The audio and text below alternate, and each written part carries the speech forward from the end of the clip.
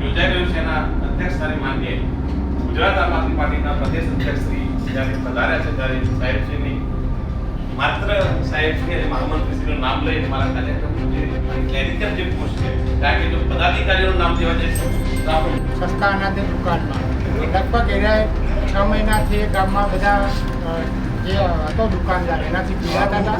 ત્યારબાદ એમને આપણા આદરણીય અધ્યક્ષશ્રીને પ્રદેશ અધ્યક્ષશ્રીને ફોન કર્યો કે સાહેબ અમારે મદદની જરૂર છે તમારા અમારી પાર્ટીના લોકોને. સાહેબે પ્રભાતસિંહને નંબર આપ્યો. એ બાદ પછી સ્વયંભાઈને આમના આપ્યો. ત્યારબાદ રાહુલભાઈ, રાણાજી અને સ્વયંભાઈ અને વિપુલભાઈ ત્યાં મામલતદાર જોડે જઈ અને ખૂબ જ સંઘર્ષ કર્યા પછી એમને કાનૂની કાર્યવાહી, ત્યારબાદ કલેક્ટરશ્રીને મળ્યા અને ત્યારબાદ એમને સફળતા મળી. એ સફળતાના ભાગરૂપે આજે આમ આદમી પાર્ટીના વિચારોથી પ્રેરાઈને આજ આમ આદમી પાર્ટીમાં એમના સમર્થકો સાથે જોઈનિંગ લઈ રહ્યા છે.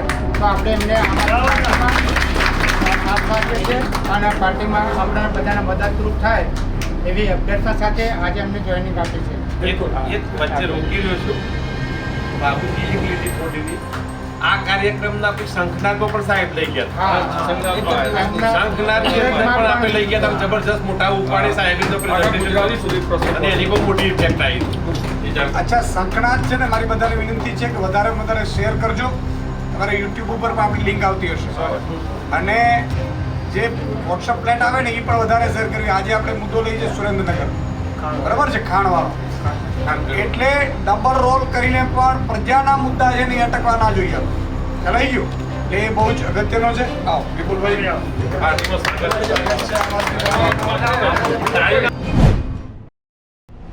સાહેબ આજે સભા યોજવામાં આવી છે, શું કહેશો?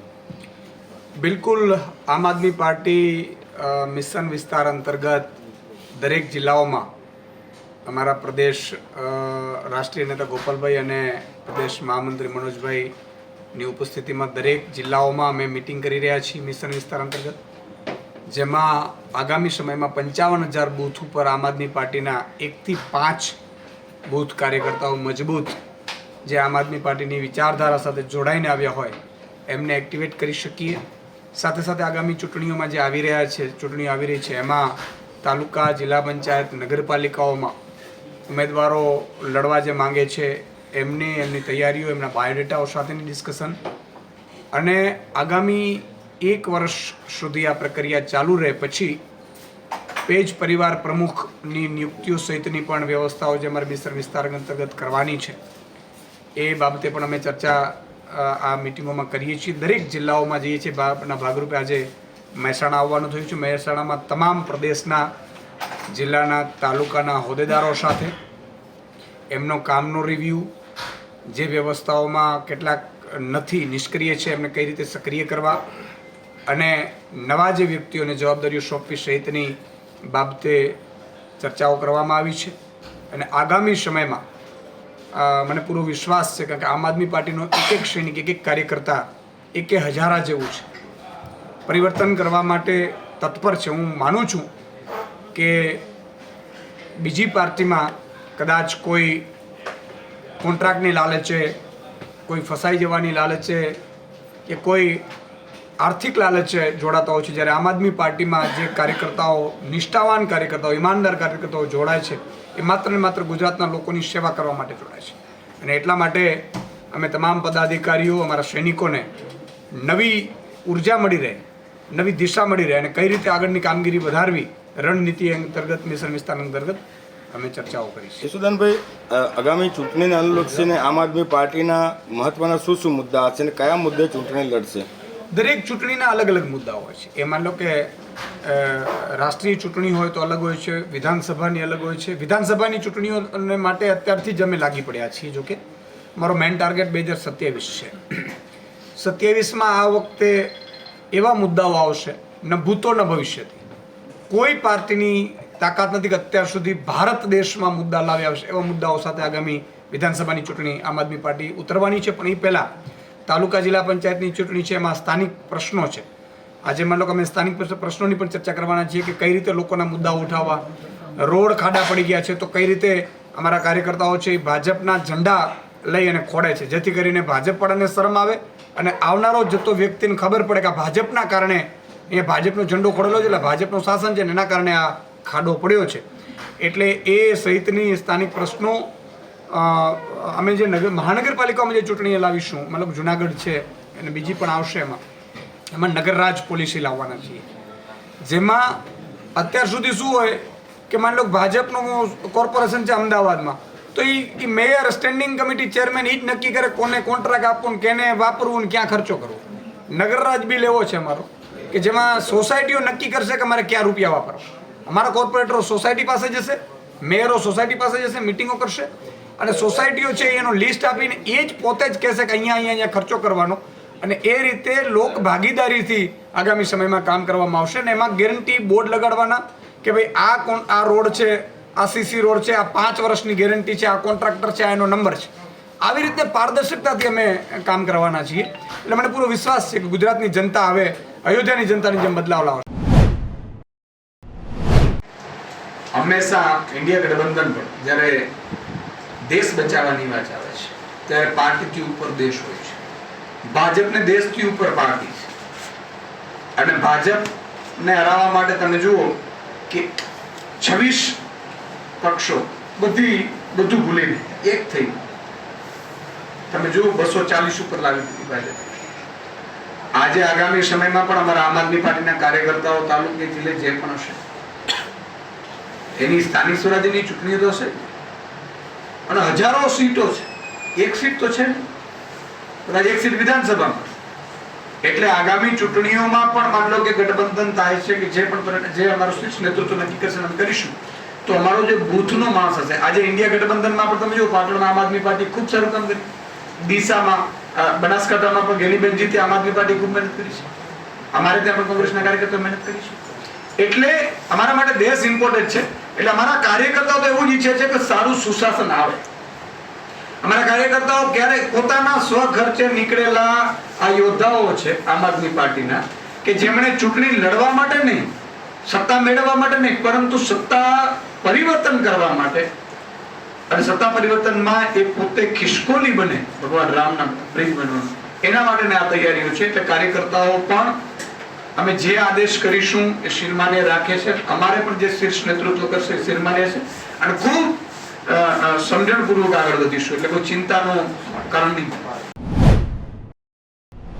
એ જ્યારે ચૂંટણીઓ ડિક્લેર થશે ત્યારબાદ નિર્ણય લેવામાં કરવામાં આવશે. અમારું શીર્ષ નેતૃત્વ સાથે મિટિંગો પણ અમે કરીશું.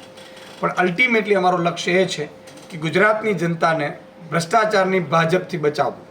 સર, ભ્રષ્ટાચારની બાબતમાં આમ આદમી પાર્ટીએ શિક્ષણનો મુદ્દો સહિત ઘણા બધા એવા મુદ્દા છે કે જેની ઉપર આક્રમક પ્રહાર કર્યા હતા.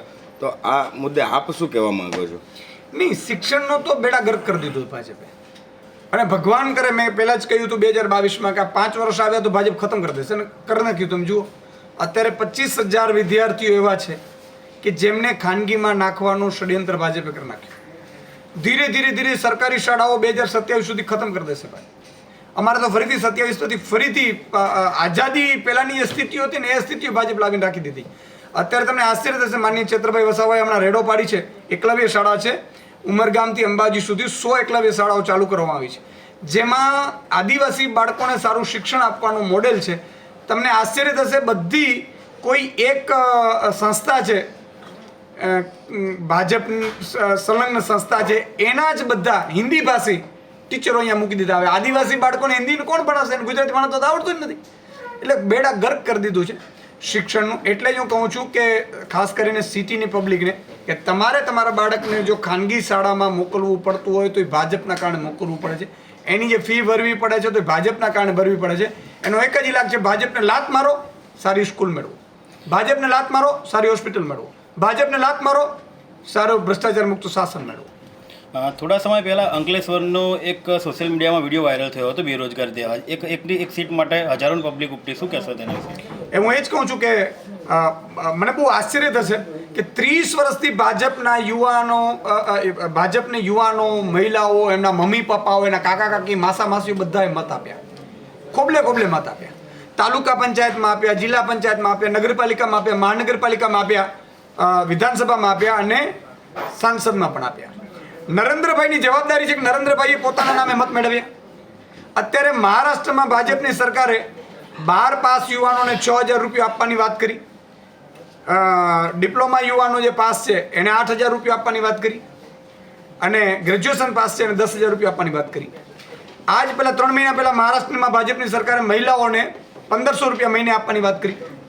મધ્યપ્રદેશમાં 1,250થી માંડીને 3,000 રૂપિયા આપવાની વાત ચાલુ છે અને 1,250 તો અત્યારે પડે છે.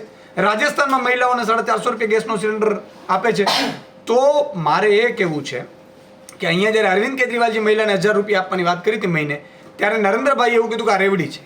તો નરેન્દ્રભાઈ અને મુખ્યમંત્રી ભૂપેન્દ્ર પટેલ જવાબ આપે કે મહારાષ્ટ્રમાં ભાજપની સરકારે આપી છે રેવડી છે કે નથી.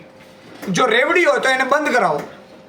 તમે એમ કહો અમે બંધ નથી કરવા ઈચ્છા હતા, એને આપવું જ જોઈએ, કારણ કે તમે ચાર્ટર પ્લેનમાં રખડતો અને પેલા 6,000 ન મળે યોગ્ય નથી. રેવડી છે તો એમ કહો કે રેવડી છે. ખોટું થઈ રહ્યું છે. અને કાં તમે ગુજરાતની માતાબેન દીકરીઓને મહિને 1,500 રૂપિયા આપો અને બેરોજગાર યુવાનોને મહિને 10,000 રૂપિયા આપો. આ મામલે જો ખુલાસો ભાજપ નહીં કરે તો ભાજપના દરેક કાર્યક્રમમાં આમ આદમી પાર્ટીનો કાર્યકર્તા પૂછશે. અમે આગામી સમયમાં આને લઈને આવેદનો આપીશું, જરૂર પડે આંદોલન કરીશું. બેરોજગાર યુવાનોને મહિને 10,000 રૂપિયા આપો, મહિલાઓને 1,500 રૂપિયા આપો, નહીં તો એક પણ ભાજપના નેતાને આગામી ચૂંટણીઓમાં અમારા ગામમાં પ્રવેશબંધી કરીશું, નગરમાં અને વોર્ડમાં પ્રવેશબંધી કરીશું. પહેલા ભાજપનો નેતા અને નરેન્દ્રભાઈ અને ભૂપેન્દ્રભાઈ એમ કે ના ગુજરાતની માતાબેન દીકરીઓના વાંક છે એટલે નથી આપતા, કે બેરોજગાર યુવાનો છે એને નથી જ આપવું અને બેરોજગાર જ રાખવા છે, તો ખુલાસો કરે તો અમને વાંધો નથી. કાંઈ એમ કે આ રેવડી છે લેવાય નહીં અને કાંઈ આપે. આ 3 ખુલાસા નરેન્દ્રભાઈ અને ભૂપેન્દ્રભાઈ કરે, નહીં તો આગામી સમયમાં ભાજપના કાર્યક્રમોમાં અમારા આમ આદમી પાર્ટીના કાર્યકર્તાઓ માતાબેન દીકરીઓ. સ્માર્ટ મીટર એ ફરીથી નરેન્દ્રભાઈનું આપેલું એક દત્તકડું છે. જેમ નરેન્દ્રભાઈએ 3 કાનૂન લાવ્યા હતા અને ખેડૂતો વિરોધ કર્યા, 700 ખેડૂતો મૃત્યુ પામ્યા, બાદ ચૂંટણીઓ આવી એટલે એમણે એ 3 કાનૂન પાછા લીધા. ઈશ્વરે સારું કર્યું કે એમને પૂર્ણ બહુમતી નથી આપી એટલે ફરીથી નહીં તો આ 3 કાનૂન પાછા લાવીને ઉદ્યોગપતિઓને જમીન પધરાવવાનું વાત હતી. આ સ્માર્ટ મીટર પણ એમનું જ ગતકડું છે. નરેન્દ્રભાઈએ ખાનગી કંપનીઓને લાભ કરાવવા માટે ભાજપના ઓથા હેઠળ હુકમો કરે છે એટલે આ સ્માર્ટ મીટરનો તૂટ છે. આમાં પ્રજા ખૂબ વિરોધ કરી રહી છે. પાટણમાં પણ વિરોધ થઈ રહ્યો છે. ખબર પડી એટલે મને મારી પાસે ઘણી બધી રજૂઆતો આવી હતી. ત્યાં અમદાવાદમાં પણ હું ગયો હતો, અમદાવાદમાં વિરોધ થયા. આખા ગુજરાતમાં સ્માર્ટ મીટર લઈને આમ આદમી પાર્ટી મેદાનમાં ઉતરી એટલે બધે લગાડવાનું બંધ કરી દીધું. ફરીથી નવું ગતકડું કરી નવા નામ સાથે એ મીટરો લગાડવાની ચેષ્ટા કરી પાટણમાંથી. એટલે અમે નક્કી કર્યું છે કે જો હવે આ કર્મચારીઓ પેલા ભાજપના નેતાઓને ઘરે લગાડો ભાઈ, અમારે કોઈ જરૂર નથી. અમારે સ્માર્ટ મીટર કે કોઈ તૂત મીટર જોતું નથી. તમારે સેવા સ્માર્ટ સ્કૂલ આપો, પહેલા સ્માર્ટ હોસ્પિટલ આપો, સ્માર્ટ અમારે જે કાર્ડ મળે છે એ આધાર કાર્ડથી માંડીને તમે હોમ ડિલિવરી કરાવો, પાસપોર્ટની હોમ ડિલિવરી કરાવો. જાતિના દાખલા માટે લાઈનો લગાડવી પડે અને તમે સ્માર્ટ મીટરના નામે લૂંટ ચલાવો છો. એટલે આ પર્ટિક્યુલર કંપનીઓને લાભ કરાવવાનો નરેન્દ્રભાઈનું તૂત છે, એને આમ આદમી પાર્ટી ક્યારે સફળ નહીં થવા દે. સ્માર્ટ મીટર લગાડવાની ચેષ્ટાઓ અધિકારીઓ કરશે તો અધિકારીઓ સાથે પણ જે હાથાપાઈ થશે એની જવાબદારી, કાનૂન વ્યવસ્થાની જવાબદારી જે તે કલેક્ટરની અને જીઈબીના અધિકારીઓની રહેશે. એટલે સ્માર્ટ મીટર છે પાટણમાં પણ જો લગાવવાની ચેષ્ટા કરી કે ગુજરાત આખામાં જો લગાડવાની ચેષ્ટા કરી તો એનો આમ આદમી પાર્ટી વિરોધ કરશે, ડટીને વિરોધ કરશે. અને તમામ અધિકારીઓ, મને ખબર છે કઈ રીતે સ્માર્ટ મીટરમાં બિલો આવે છે. એક તો અમદાવાદમાં 6 લાખ રૂપિયાનું બિલ આવ્યું હતું 2 મહિના પછી. જ્યારે આપણે મળવા આવ્યા તો રાતોરાત એ ભાઈને ઉપાડી ગયા, લખાણ કરાવી દીધું. એટલે આ બધા તૂત છે. એ અધિકારીઓને કહું છું બંધ કરો.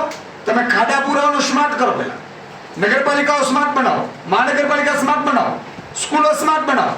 એ કરવું નથી. જે કરવાનું કામ જે નથી કરતા, ન કરવાનું બધું ઠોકે. પ્રજાને લૂંટવાનું કામ હોય એટલે ભાજપ પહેલા આવે. એટલે તમામ ભાજપના નેતાઓને પણ કહું છું કે જો સ્માર્ટ મીટર ચાલુ કરાવ્યું તો મત માંગવા માટે કોઈ ઘરે તમે ફરકતા નહીં તો મજા નહીં આવે.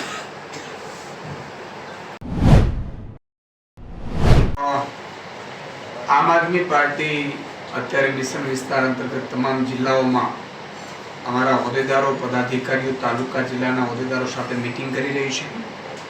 મિશન વિસ્તાર અંતર્ગત અમે જિલ્લાની ટીમને તાલુકે મોકલવાના છીએ, તાલુકાની ટીમને ગ્રામ્ય અને વોર્ડમાં મોકલવાના છીએ, શહેરની ટીમને. અને વોર્ડ વાઇઝ ફરીથી 55,000 બૂથ ઉપર આગામી 1 વર્ષ સુધી આ મિશન વિસ્તાર કાર્યક્રમ અંતર્ગત 1 થી 5 વ્યક્તિઓ નિયુક્ત કરવાનું અમારું લક્ષ્ય છે. સાથે સાથે આગામી સ્થાનિક સ્વરાજ્યની ચૂંટણીઓ આવી રહી છે, જેમાં આમ આદમી પાર્ટીએ તમામ અમારા કાર્યકર્તાઓ હોદ્દેદારો જે ચૂંટણી લડવા માંગે છે એમનું લિસ્ટ તૈયાર કરીને એમને કઈ રીતે પ્રજાના પ્રશ્નોનું લિસ્ટ બનાવી, પ્રજાના પ્રશ્નોને કઈ રીતે વાચા આપવી, સતત એમની સાથે પ્રજાના પ્રશ્નોને લઈને લડત ચલાવી, એ ગ્રાઉન્ડ ઉપર ઉતરવું, એ સહિતનું પણ માર્ગદર્શન આપી રહ્યા છીએ. આપે જે કહ્યું કે આગામી સમયમાં ઇન્ડિયા ગઠબંધન અંતર્ગત લડાશે કે કેમ, તો એ સવાલનો જવાબ, કારણ કે ચૂંટણીઓ હજી ડિક્લેર નથી થઈ. ચૂંટણીઓ ડિક્લેર થયા બાદ અમે આ અંગે, કારણ કે અત્યારે આ અંગે નિવેદન કરવું ખૂબ જ વહેલું છે. ચૂંટણી ડિક્લેર થયા બાદ અમે અમારા શ્રેષ્ઠ નેતૃત્વ સાથે બેસીશું અને ત્યારબાદ જે પણ નિર્ણયો હશે એ તમારી સમક્ષ મૂકીશું. આપણે કહ્યું કે ભાજપનું ભવિષ્ય ઉજળું નથી, કયા આધારે એવું લાગે? બિલકુલ, જુઓ, ભાજપને ગુજરાતમાં પણ આમ તો એ 2017માં જ ભાજપ હારી ગયા, પરંતુ ક્યાંક સ્વાભાવિક છે કે કેન્દ્રમાં સરકાર હોવાના નાતે ભાજપે જોડતોડની નીતિ કરીને ત્યાં મજબૂત હતી અને નરેન્દ્ર મોદીના નામ ઉપર ભાજપ અને ભાજપના નેતાઓ તાલુકાથી માંડી, જિલ્લાથી માંડી, મહાનગરપાલિકાથી, ધારાસભ્યો, સાંસદો ચૂંટાઈ આવે છે.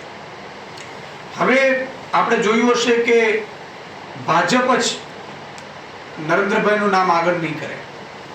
અત્યારે જ RSS હિન્ટ આપી દીધી છે અને નરેન્દ્રભાઈને પણ ખબર પડી ગઈ કે આ છેલ્લી એમની ચૂંટણી હતી. આગામી સમયમાં હવે NDA સરકાર છે, સ્વાભાવિક છે કે NDA ગઠબંધનમાં જે લડાવવાની હોય તો સ્વાભાવિક છે કે કોઈ નરેન્દ્રભાઈના નામ ઉપર તો ચૂંટણીઓ લડાશે નહીં. જ્યારે નરેન્દ્રભાઈના નામ ઉપર ચૂંટણીઓ લડાવવાની જ નથી, નરેન્દ્રભાઈનું નામ ઝાંખું કેમ પડી ગયું છે? કારણ કે એમણે જે 15 લાખનો વાયદો કર્યો હતો, 2 કરોડ રોજગારનો વાયદો કર્યો હતો, એમણે એવું કીધું કે હું ગરીબોની માટે સેવા કરવા આવ્યો છું, કરી ઉદ્યોગપતિઓને એમણે જમીનો આપી દીધી, એરપોર્ટો આપી દીધા, ટ્રેનો આપી દીધી ઉદ્યોગપતિઓને. ગરીબો ગરીબ થયા, ઉદ્યોગપતિઓ ઉદ્યોગનો વિકાસ થયો, અમીરો અમીર થયા અને ખેડૂતોનો દેવમાફ કરવાની વાત કરી ઉદ્યોગપતિઓને. એણે ક્યારેય ઉદ્યોગપતિને દેવમાફની વાત નથી કરી. એટલે આ બધા ઝાંસા જેવું પ્રજાને ખબર પડી ગઈ છે, એટલે હવે એમનું નામ ચાલવાનું નથી. તો સ્વાભાવિક છે કે ગુજરાતમાં પ્રજા જાગી ગઈ છે. જેમ ભગવાન રામની જન્મભૂમિ અયોધ્યાથી પ્રજા જાગી, ગુજરાતમાં. અને જો ગુજરાતની પ્રજા છે એને ડરાવવા ધમકાવવામાં આવતી હતી, એ પણ તમે જુઓ. હવે ઉદ્યોગપતિઓ પણ ડરવાના નથી, એમને ખબર છે કે ભાજપ આગામી સમયમાં નથી. એટલે 2027 પહેલા જ ભાજપના વળતા પાણી થશે. ભાજપમાં કોઈ ટિકિટ માંગવા તૈયાર નહીં થાય ધારાસભ્યની. આ વાત હકીકત છે. એટલે આગામી સમયમાં ભાજપની સરકાર નથી, 100% છે. અને સ્વાભાવિક છે કે 30 વર્ષ થયા ભાજપને અને આગામી હજી 2-3 વર્ષ છે, એટલે 32-33 વર્ષનું ભાજપનું શાસન થશે. એમાં ગુજરાતની જનતાની 30 વર્ષની આખી પેઢીએ ખૂબ બધું સહન કર્યું, ભોગવ્યું છે. અને એટલે જ આજે બેરોજગારી છે, એટલે જ ભ્રષ્ટાચાર છે, એટલે જ જે ભ્રષ્ટાચાર કરે છે એ આગળ છે. શિક્ષણની વ્યવસ્થામાં બેડા ગર્ક કરી દીધું છે. આરોગ્યમાં તો ક્યાંય હોસ્પિટલ રહેવા જ નથી, તમે બીમાર પડો તો એટલે આપણે ફોન કરાવવા પડે એવી સ્થિતિઓ છે.